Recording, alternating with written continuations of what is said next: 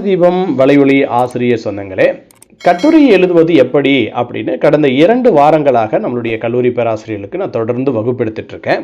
அதே மாதிரி அவர்கள் எழுதிய பேப்பரை நூற்றுக்கணக்கான விடைத்தாள்களை நம்ம ஒவ்வொரு புதன்கிழமை இரவும் ஞாயிற்றுக்கிழமை இரவும் திருத்தியும் கொடுத்துட்ருக்கோம்.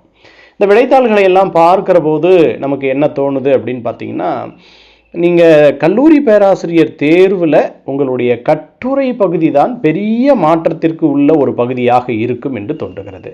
ஏன்னு சொன்னால், பல பேராசிரியர்களுடைய அந்த கட்டுரையினுடைய அமைப்பு ரொம்ப கர்ண கொடூரமாக இருக்குது. ஏன்னா ரொம்ப நாளாக எழுதாமல் இருந்து முதல்ல ஒரு கோடு போட்ட ஷீட்டில் அவங்க பேப்பரில் கை வச்சு அவங்க எழுதும்போது அவங்களுக்கு எக்கச்சக்கமான பிரச்சனைகள் இருக்கிறது. தமிழில் எழுதுறதா, இங்கிலீஷில் எழுதுறதா, தலைப்பு எங்கே போடுறது, எங்கே மேற்கோள் போடுறது, எப்படி கட்டம் கட்டுறது, எப்படி குறிப்பு சட்டகம் போடுறது, இந்த மாதிரி பல சந்தேகங்கள் அவங்களுக்கு வருது.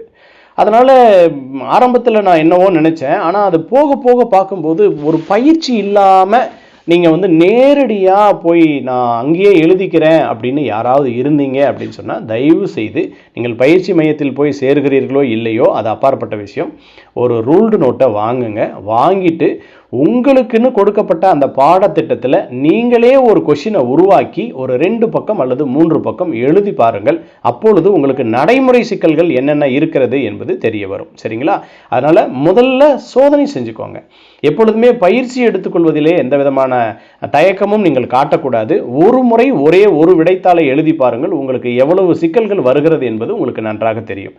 எனவே பழகதான் உங்களுக்கு வரும். அதனால் கட்டாயம் நீங்கள் பயிற்சி எடுத்துக்கொள்ளுங்கள். அதுதான் உங்களுக்கு வெற்றியை 100% கன்ஃபார்ம் ஆக்கி கொடுக்கும். சரிங்களா? அதனால் தயவு செய்து வீட்டிலேயே ஒரு ரூல்டு பேப்பர் எடுத்து அதில் நீங்கள் எழுதி பாருங்கள். பழைய குரூப் 2 கொஷின் பேப்பரை பாருங்கள். அதில் 300 வார்த்தைகளுக்குள்ளாக ஒரு 3 பக்கம் அல்லது 4 பக்கம் எழுதுவதில் நமக்கு ஏற்படக்கூடிய சிக்கல்கள் என்னென்ன அப்படின்றத இப்போவே தெரிஞ்சுக்கோங்க.